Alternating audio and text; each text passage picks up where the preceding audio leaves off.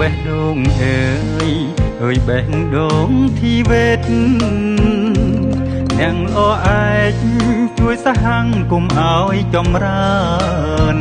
ធីវេតគឺការអប់រំបណ្ដុំបណ្ដាលបច្ចេកទេសជាថ្នាលសិក្សាវិជ្ជាជីវៈគោលនយោបាយជំរុញទិសដៅការងារជានាវីចំឡងដល់ត្រើយភ្លឺស្វាងធីវេទថ្នាលចំណេះផ្ដល់សំណាងយុវវ័យគ្រប់ប្រានតតល់វិជ្ជាជីវៈទស្សនាវិស័យផ្ដោតការកែច្នៃ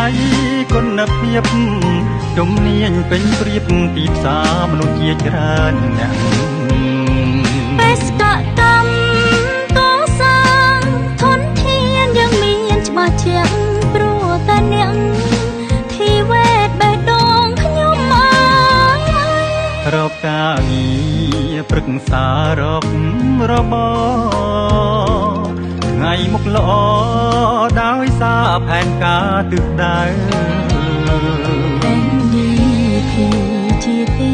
ដែលតម្រង់ផ្លូវរៀនចប់រួចទៅមានការងារល្អធ្វើ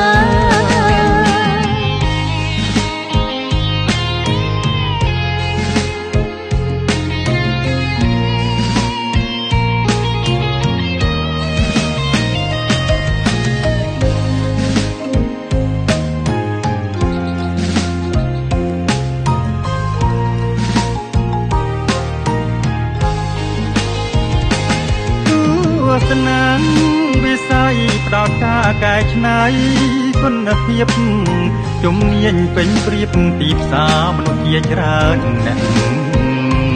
បេសកកម្មកសាងធនធានយ៉ាងមានច្បាស់ជាក់ព្រោះតែអ្នកធីវេទបេះដូងខ្ញុំរកការងារប្រឹក្សារករបរថ្ងៃមុខល្អដោយសារផែនការទិសដៅ NDP ជាទីដែលតម្រង់ផ្លូវ